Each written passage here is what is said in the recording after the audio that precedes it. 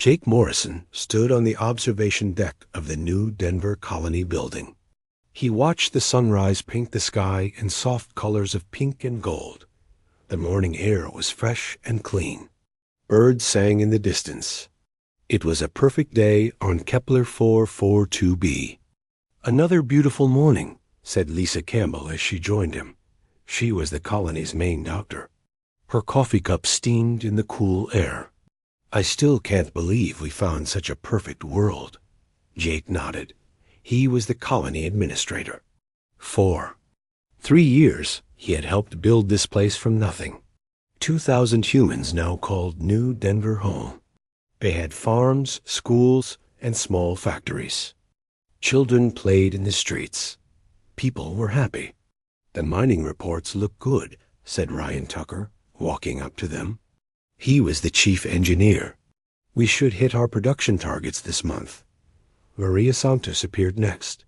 She ran the agricultural section. "The wheat is growing well. We might even have extra to trade with the other colonies." Jake smiled. Everything was going according to plan. The colony was successful. Earth was proud of them. They had proven that humans could build good lives. On distant worlds then the sky changed. A shadow fell across the land. The shadow was not from clouds.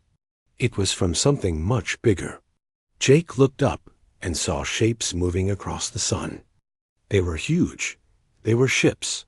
"What is that?" Lisa whispered. More shadows appeared. The ships were enormous. They blocked out the sunlight. The colony fell into darkness, even though it was morning. "Get everyone inside?" Jake said. His voice was calm but firm. "This is not a drill." The colony's alarm system began to sound. People ran from the streets into buildings. Parents grabbed their children. Workers left their jobs. Everyone had practiced for this moment, but nobody thought it would really happen. The ships in the sky were unlike anything humans had ever seen. They were black and silver. Strange lights moved along their surfaces. They made no sound as they moved through the air. "Jake, we're getting signals," said Katie Walsh from the communications room. She was trying to stay calm, but her hands were shaking. "They're not human signals. Can you understand them?" "No, the computer can't translate them." "But Jake, there are so many ships. I count at least 50. Jake felt cold fear in his stomach.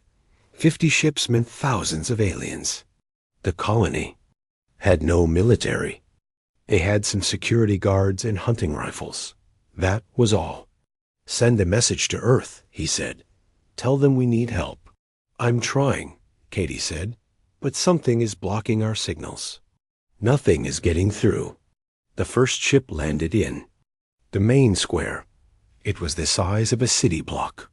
When it touched the ground, the earth shook. More ships landed around the colony. They surrounded New Denver completely. A door opened in the nearest ship. Creatures walked out. They were tall and thin. Their skin was gray and smooth. They wore armor that looked like metal but moved like cloth. They carried weapons that glowed with blue light. "Humans of New Denver," a voice spoke. It came from speakers that appeared in the air around the colony. The voice was cold and mechanical. "You will surrender now. Resistance is useless." Jake grabbed the colony's emergency communicator. "This is Administrator Morrison. We are a peaceful colony. We have no weapons. What do you want? We are the Zephyrian Empire. We take what we need. You will work for us now. Those who resist will die." The aliens began moving through the colony. They were not gentle. They broke down doors. They pulled people from their homes.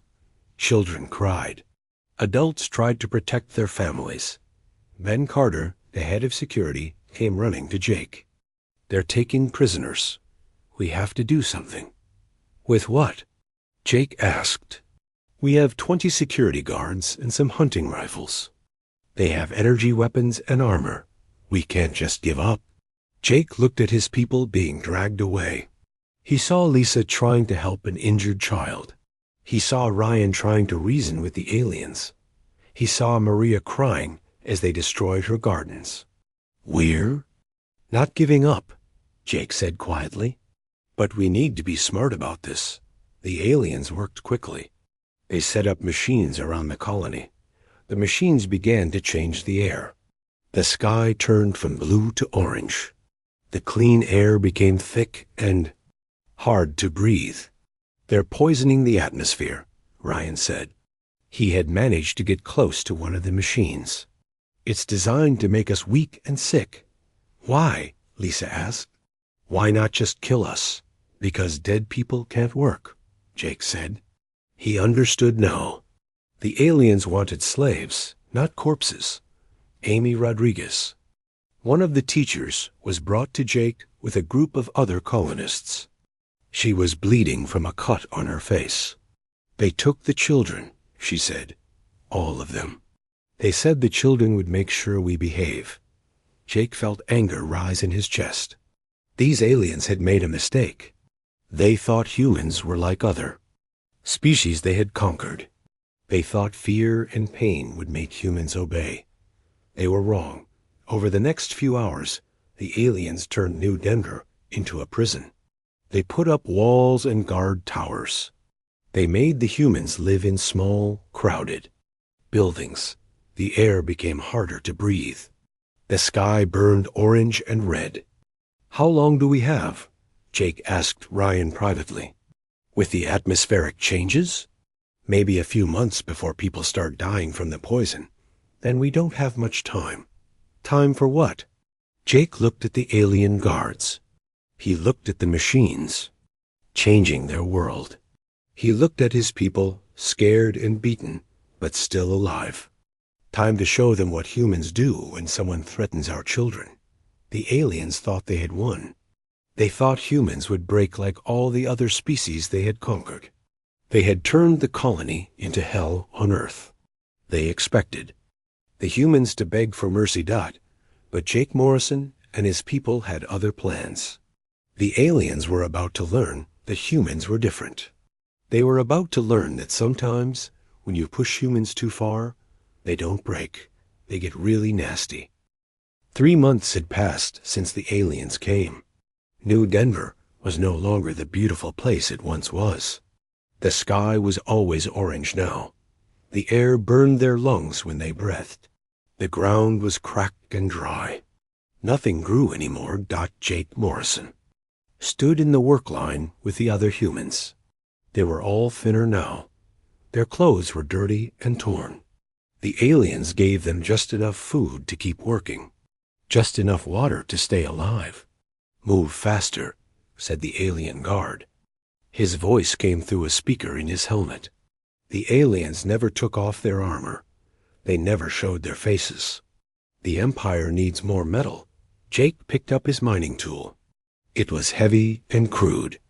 The aliens had taken away all the good. Human machines. They said humans could not be trusted with advanced technology. Now the colonists had to dig with simple tools like ancient miners. Ben Carter worked next to Jake. He was the former security chief. Now he was just another slave. "I heard they took more children yesterday," he whispered. "How many?" Jake asked quietly. 5. From the South Block. They said the kids would help with their experiments. Jake felt sick. The aliens had been taking children since the first day. They said they were studying human behavior. They wanted to know what made humans different from other species they had conquered. "We have to do something," said Amy Rodriguez. She was working on Jake's other side. The teacher looked older now. Her hair was gray, and her hands were cut from the rough work. "We can't just let them take our kids. What can we do?" Ask Tony Phillips. He had been a medic in the human military before coming to New Denver. They have weapons, they have armor. We have nothing. "We have each other," Jake said. The alien guard moved closer. "No talking. Work." They worked in silence for hours. The orange sky grew darker. The air became harder to breathe. Some of the older colonists were getting sick. Dr. Lisa Campbell tried to help them, but she had no medicine. The aliens had taken everything. When the workday ended, the humans were locked in their buildings. The buildings were crowded and hot. 50 people lived in spaces meant for 10. There was no privacy, no comfort, no hope. Or so the aliens thought. Late that night, Jake met with a small group of colonists in the basement of Building C. They spoke in whispers. The aliens had listening devices, but the basement was deep and the walls were thick. "We can't keep living like this," said Katie Walsh. She had been trying to fix a broken radio for weeks. "People are giving up. Yesterday, Pete Wilson told me. He wished the aliens would just kill him. The children are what's keeping people going," said Maria Santos. She was thin and tired, but her eyes were still fierce. "If we lose hope of saving them, we lose everything." Jake looked around the room. There were only 12 people there. 12 out of 2,000. Most of the colonists had given up. They just worked and ate and slept and hoped the aliens would not hurt them. "I've been watching the guards," said Ryan Tucker. The engineer had been studying the alien equipment. They change shifts every 8 hours. There's always a gap of 3 minutes when the new guards are getting into position. 3 minutes, said Ben Carter. "What can we do in 3 minutes?" "We can plant a bomb," said Tony Phillips. Everyone looked at him. "I know how to make explosives. From mining chemicals. We could destroy one of their atmospheric processors." "And then what?" asked Dr. Campbell. "They'll kill 10 humans for every machine we destroy." "Maybe," Jake said. "But maybe not. Think about it. Why haven't they killed us all already? They could have done it on the first day." "Because they need workers," said Amy. "No," Jake said. "There are billions of humans on Earth. They don't need us specifically. They're keeping us alive because they want to study us. They want to understand how we think." Katie looked up from her radio. "You think we're lab rats?" "I think we're a puzzle they can't solve," Jake said. "Every other species they conquered broke down in a few weeks, became completely obedient. But look at us. 3 months later, we're still planning to fight back." "Some of us are," said Ryan. "Most people have given up. Have they?" Jake asked. "Or are they just waiting for someone to give them hope?" The next day, Jake watched the alien guards more carefully. He saw that Tony was right. There was a gap in their surveillance, a small window of time when they could act. He also watched the other humans, really watched them. What he saw gave him hope. Mrs. Helen Brooks, who ran the colony's school, was secretly teaching children to read using scratches in the dirt. The aliens had banned education, but she continued anyway. Frank Lee, the mechanic, was fixing things the aliens had broken. He had no tools, but he used pieces of metal and wire to make repairs.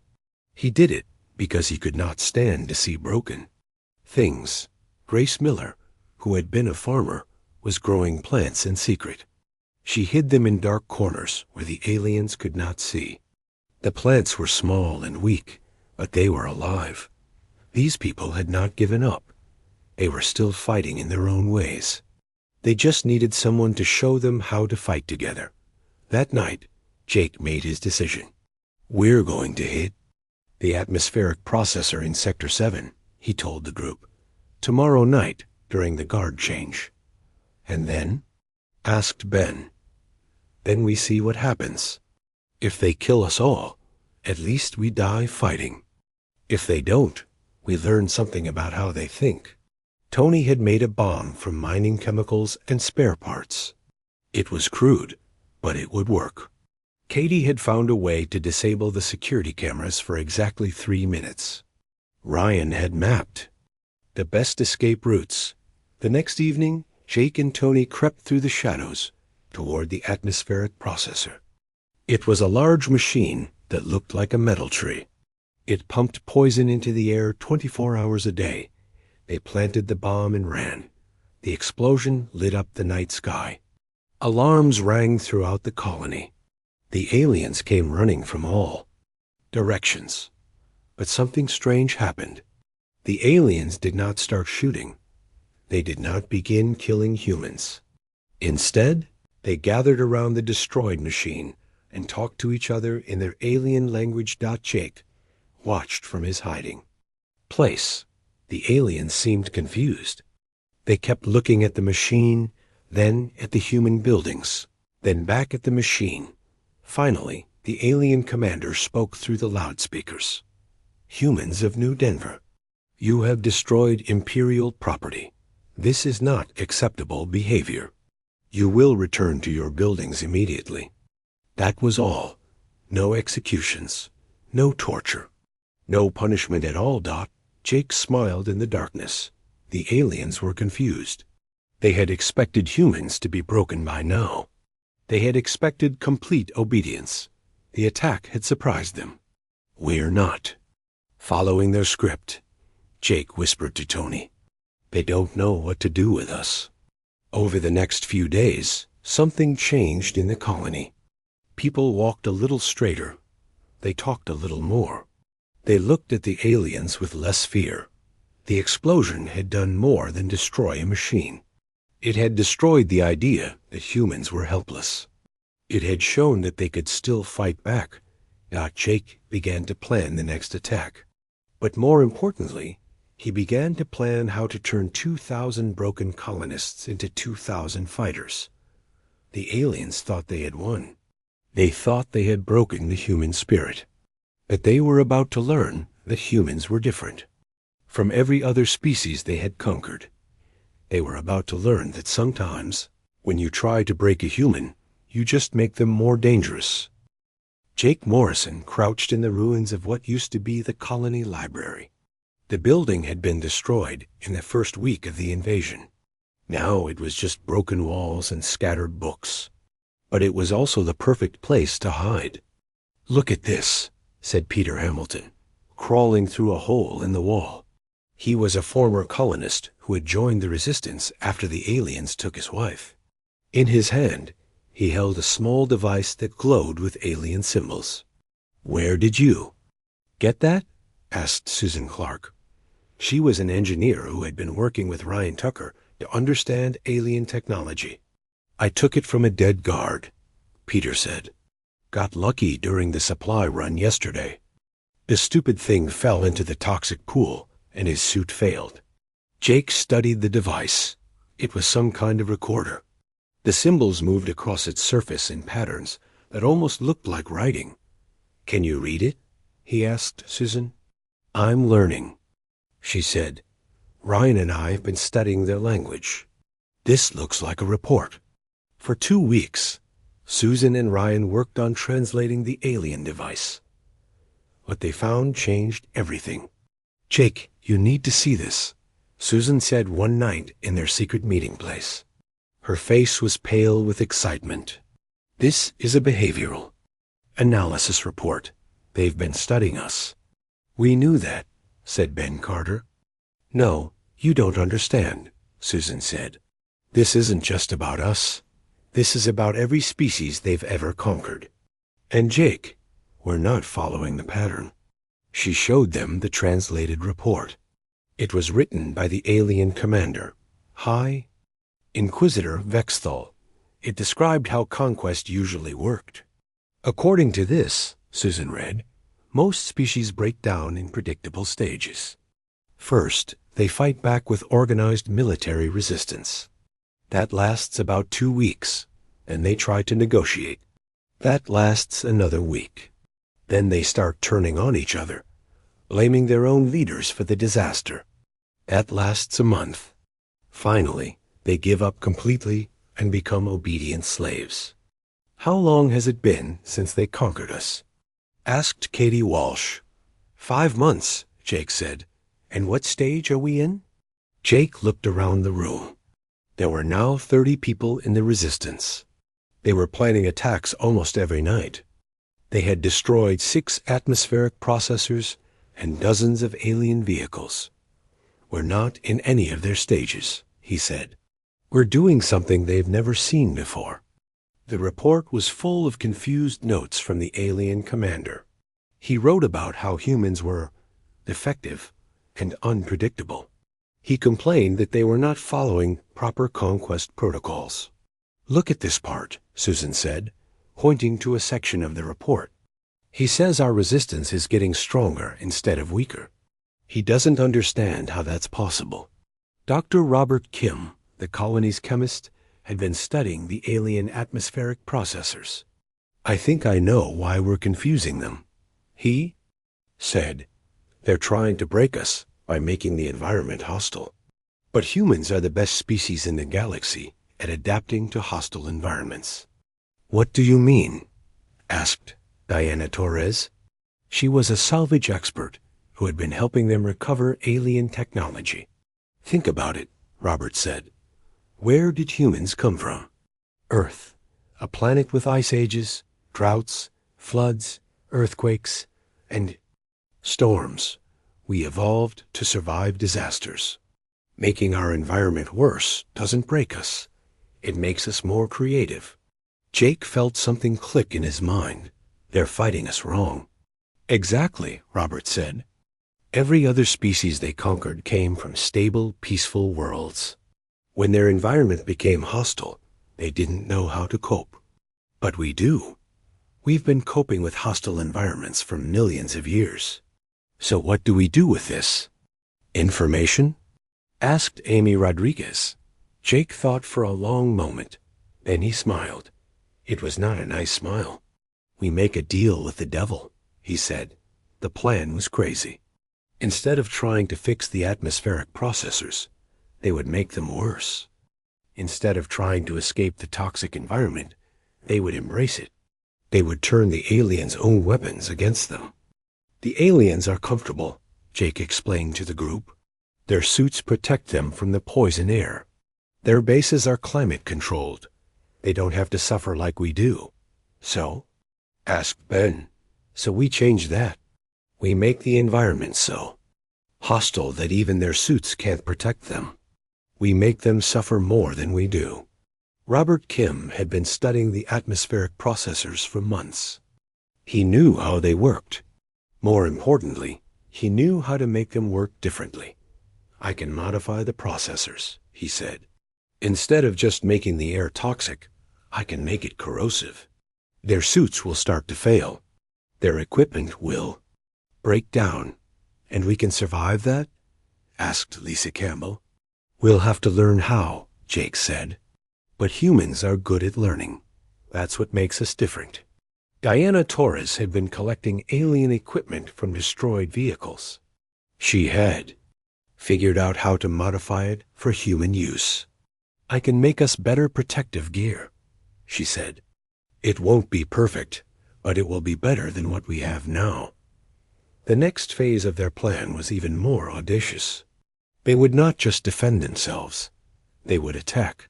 "The aliens expect us to hide," Jake said. "They expect us to try, to find safe places to wait for rescue. They don't expect us to hunt them." Carl Johnson had been a hunter before the invasion. Now he was learning to hunt aliens. "They're predictable," he said. "They follow the same patrol routes. They respond to threats the same way every time. They're like machines." "That's because they've never had to adapt," Jake said. "They've conquered 200 species, and every single one followed the same pattern. They don't know how to deal with something new." Helen Brooks had been organizing the other colonists. She was teaching them to think like resistance fighters instead of victims. "People are ready," she said. "The children being taken yesterday was the last straw. Everyone wants to fight now." The plan began that night. Robert Kim and his team modified 3 atmospheric processors. Instead of just making the air toxic, they made it eat through alien metal. The processors would create acid rain that would destroy alien equipment while leaving human-made materials alone.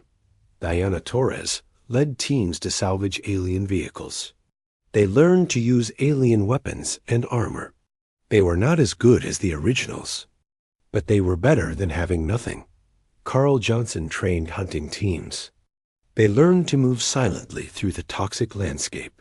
They learned to attack alien patrols and disappear before reinforcements arrived. Most importantly, Jake and his core team learned to think like the aliens. They studied the behavioral reports. They understood how the aliens expected them to act out, then they did the opposite. When the aliens expected them to hide, they attacked.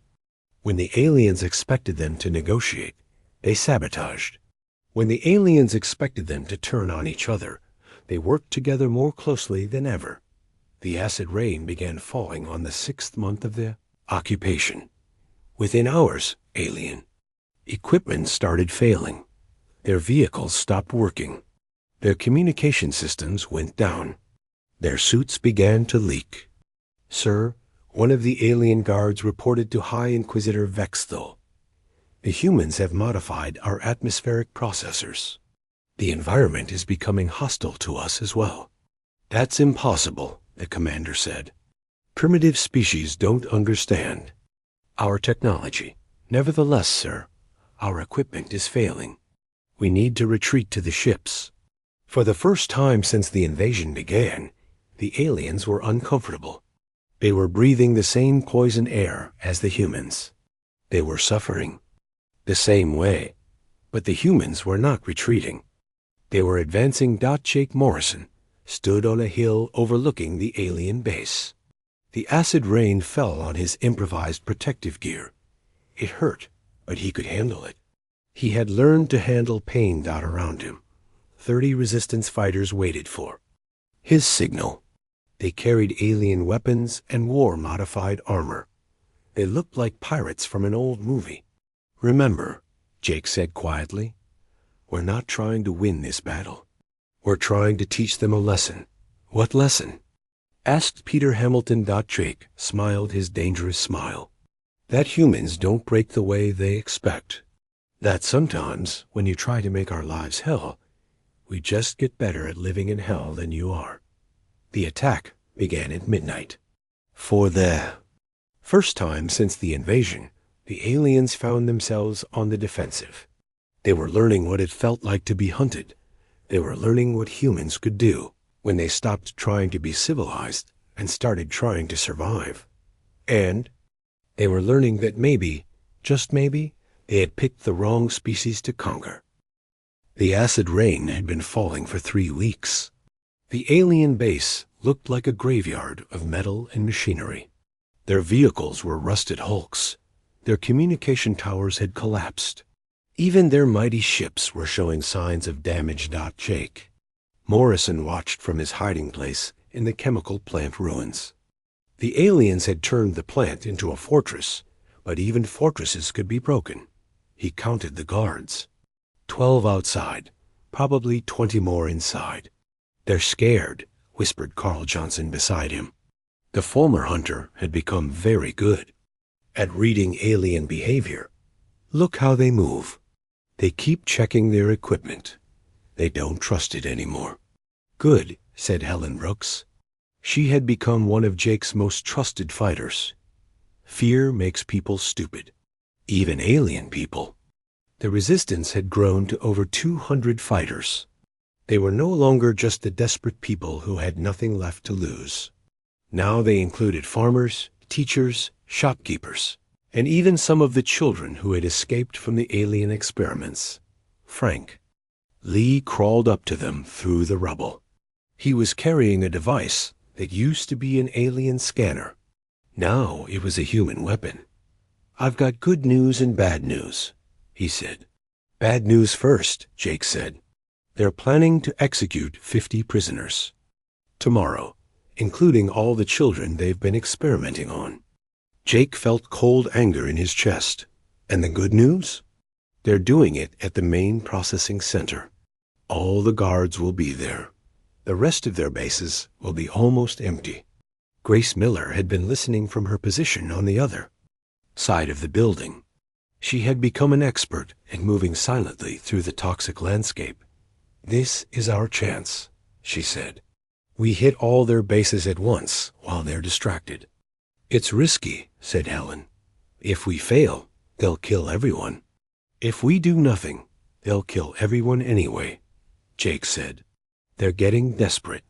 Their high command is asking too many questions about why we haven't surrendered yet. The Resistance had learned a lot about alien psychology in the past few months. The Zephyrian Empire was built on predictability. Every conquest followed the same pattern. When a species refused to follow the pattern, the Empire got nervous. Their commander is in trouble, said Susan Clark. She and Ryan Tucker had been intercepting alien communications. He's been sending reports to his superiors for months, trying to explain why we won't surrender. They're starting to think he's incompetent. What happens to incompetent alien commanders? Asked Diana Torres. Same thing that happens to incompetent human commanders, Ryan said. They get replaced. Jake understood. High Inquisitor Vexthal was running out of time. He needed to break the human resistance quickly, or his own people would remove him from command. That's why he's escalating, Jake said. He's going to start killing prisoners to try to force us to surrender. Will it work? Asked Amy Rodriguez. She was coordinating with the civilians who were not part of the resistance. Many of them still hoped for a peaceful solution. No, Jake said, because he doesn't understand humans. He thinks we'll surrender to save lives. But humans don't work that way. When you threaten our children, we don't get more careful. We get more dangerous. The plan was complex. They would hit 6 alien bases simultaneously. The main attack would be on the processing center where the executions were scheduled. The other attacks would be diversions, designed to confuse the aliens and prevent them from sending reinforcements. Steve Parker led the team attacking the communication center. He had been a radio operator before the invasion. Now he knew more about alien communications than most aliens did. Julia Martinez led the team attacking the vehicle depot. She had been a mechanic. Now she was an expert at making alien machines explode. Danny Thompson led the team attacking the supply base. He had been a warehouse manager. Now he was very good at destroying things efficiently. Each team had the same orders: cause maximum damage, avoid unnecessary casualties, and disappear before reinforcements arrived.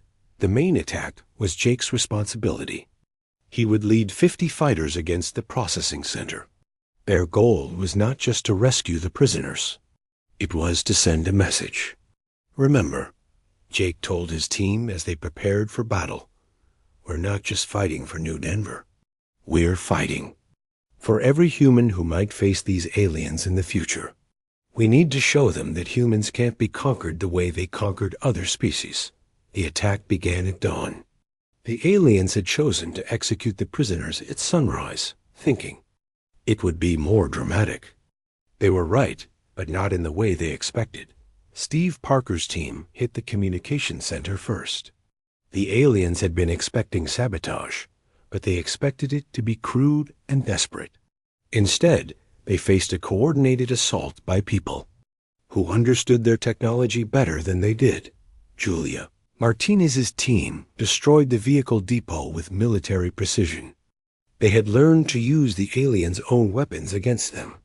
The explosions could be heard across the colony. Danny Thompson's team made the supply base disappear. One moment it was there, the next it was a crater. The aliens had no idea how. 50 humans with improvised weapons could destroy a fortified position so quickly. But the main attack was where Jake showed the aliens what humans could really do when they stopped holding back. The processing center was surrounded by walls and guard towers. It should have been impossible to assault. But Jake's team didn't assault it. They infiltrated it. Frank Lee had figured out how to modify their protective gear to fool alien sensors. Grace Miller had mapped every entrance and exit. Helen Brooks had identified the locations of all the guards. They moved through the facility like ghosts. The aliens never saw them coming. The first the aliens knew of the attack was when their own weapons started firing at them. The humans had taken control of the automated defense systems. "This is impossible," High Inquisitor Vextal said as he watched his fortress being destroyed from the inside. "They're primitives. They don't have the technology to do this." "Sir," one of his officers said, "perhaps we should retreat to the ships." "No," the commander said. "We will not be defeated by inferior beings. Activate the emergency protocols. Release the poison gas." But the emergency protocols had been sabotaged. The poison gas flooded the alien sections of the building, while the human sections remained safe. Jake Morrison appeared on the command deck like a demon from hell. His protective gear was blackened by acid rain. His improvised armor was scarred by alien weapons. But his eyes were bright with victory. "High Inquisitor Vexthal," he said in broken alien language, "you wanted to study human behavior. Here's your final lesson." The alien commander raised his weapon, but Jake was faster. The weapon flew from the alien's hands and skittered across the floor.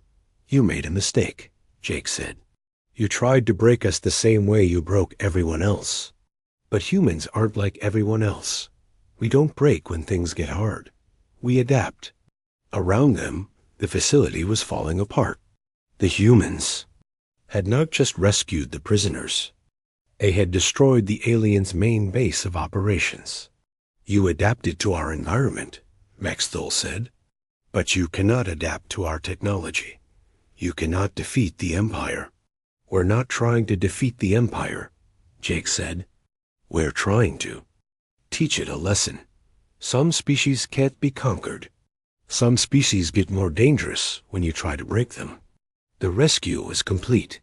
All the prisoners were free, including the children who had been experimented on. The aliens' main base was destroyed. Their communication system was down. Their vehicles were gone. Their supplies were scattered. For the first time since the invasion, the aliens were the ones who were trapped and desperate. "What happens now?" asked Peter Hamilton as they retreated to safety.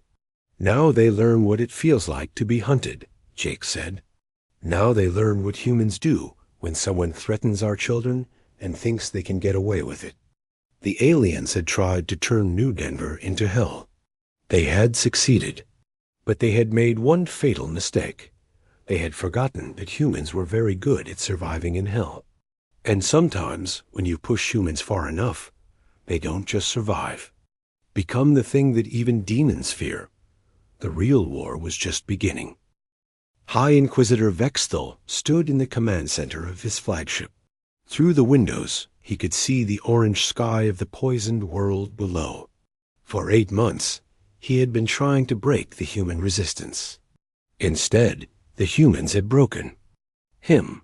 "Sir," his communications officer said, "we've received another message from High Command. They're asking for your final report on the human conquest." Vexthal looked at the report on his desk. It was full of failures. Every standard tactic had been turned against them. The humans had not just survived, they had thrived in the hell he had created.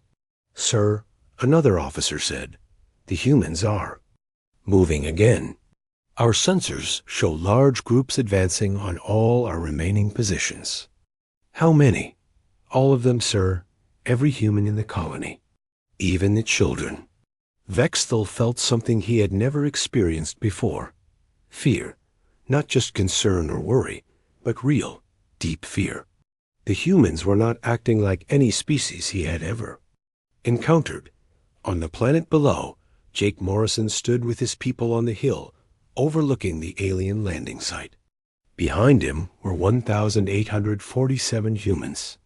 That was everyone who had survived the occupation. Men, women, and children.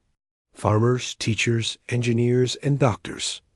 They all wore improvised armor made from alien materials. They all carried weapons taken from alien soldiers. They all had the same look in their eyes. The look of people who had been pushed too far. "They're going to threaten us," Jake said to his core team. They're going to say they'll kill us all if we don't surrender. And what do we tell them? Asked Lisa Campbell. The doctor had become as hard as any soldier during the occupation. We tell them the truth, Jake said. We tell them we're already dead. We died the day they took our children. What's walking around now is just the part that wants revenge. Steve Parker had been monitoring alien communications. They're scared, he said, really scared. They've never seen anything like this before. Good, said Nicole Davis. She had been a teenager when the invasion began. Now she was a hardened fighter who knew how to make alien technology explode in very creative ways. Let them be scared for once. Alex Turner had been coordinating the final assault plans. All teams are in position, he said. We have them surrounded. There's nowhere for them to run except back to their ships. Then let's finish this, Jake said. The final battle did not start with explosions or gunfire. It started with a voice. Jake Morrison's voice, broadcast on every alien communication channel.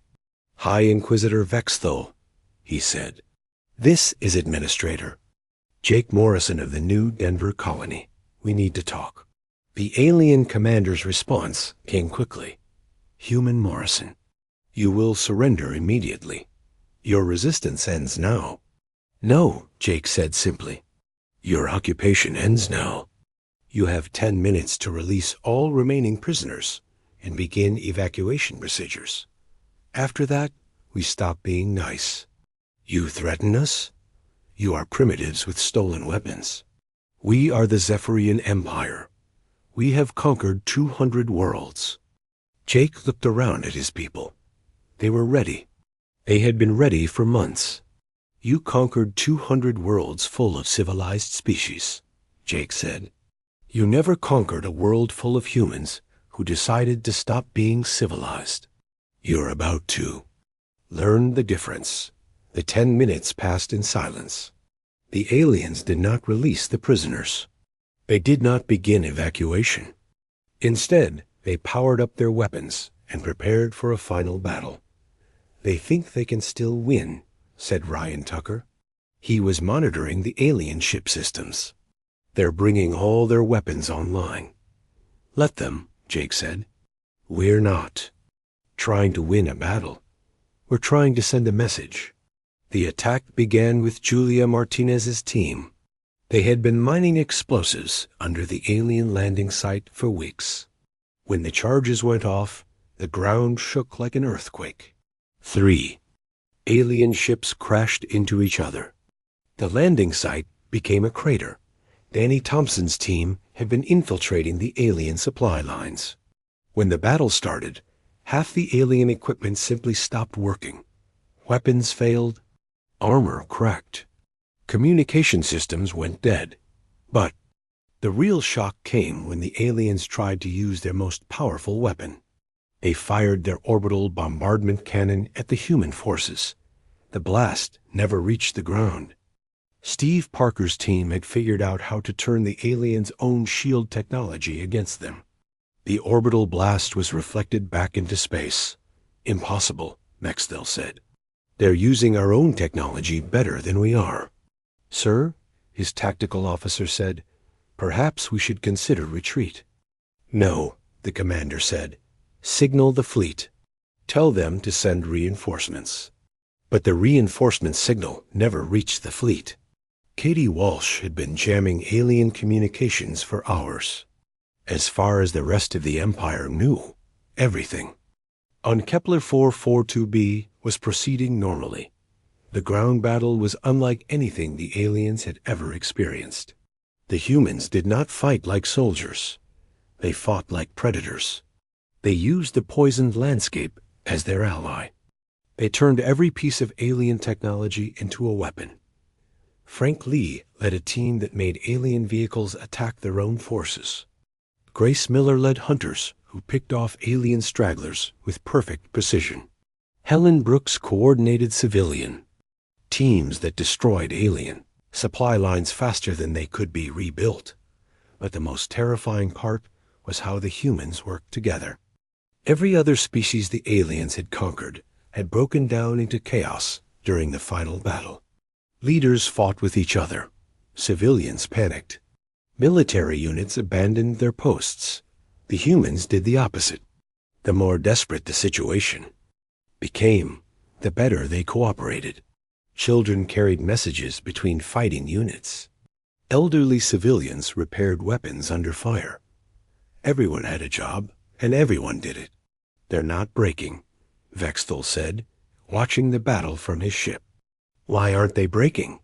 "Sir," his science officer said, "perhaps they cannot break. Perhaps this is simply what this species does when threatened." The alien commander watched a group of human children, none older than 12, successfully sabotage one of his guard towers. The children worked with the efficiency of trained soldiers and the fearlessness of people who had nothing left to lose. "What kind of species gives weapons to their children?" he asked. "A kind that considers survival more important than innocence," his officer replied. The battle turned when the humans did something no other species had ever attempted. Instead of trying to destroy the alien ships, they captured them. Diana. Torres led the assault on the flagship. Her team had studied alien ship designs for months. They knew exactly where to attack and how to disable the defenses without destroying the ship. The boarding action was swift and brutal.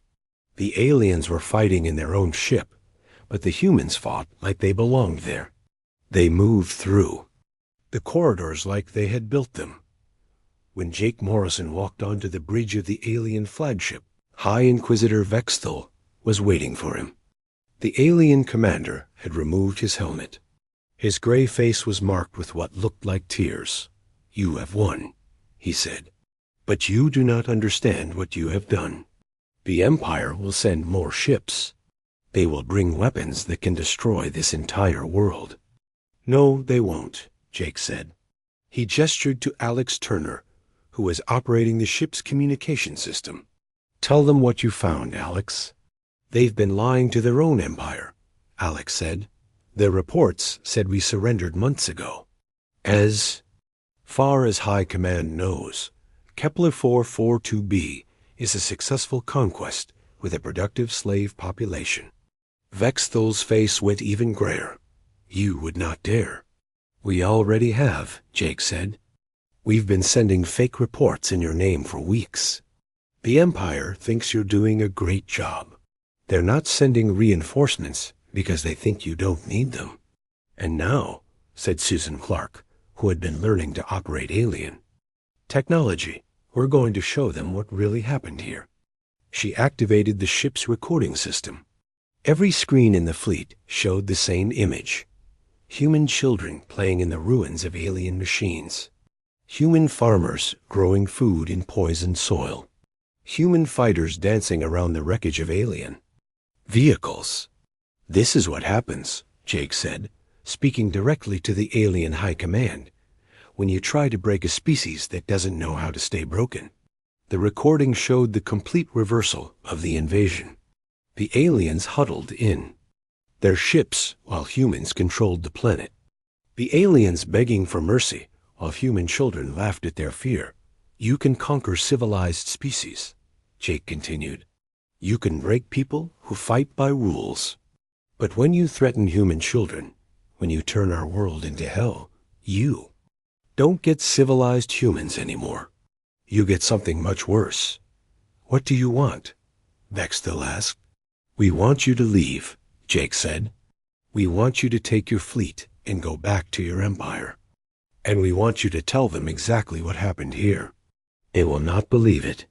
They will when the next human colony you attack does the same thing. And the next one. And the next one." Jake smiled his dangerous smile. "You see, High Inquisitor, you taught us something important. You taught us that we're not alone in the universe. There are other species out there who might threaten our children. And now we know what to do about them."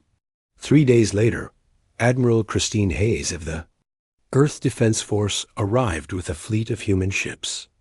She found New Denver still burning under its orange sky, but she also found something incredible. She found 1,847 humans who had turned hell into their home. She found children who could repair alien technology and a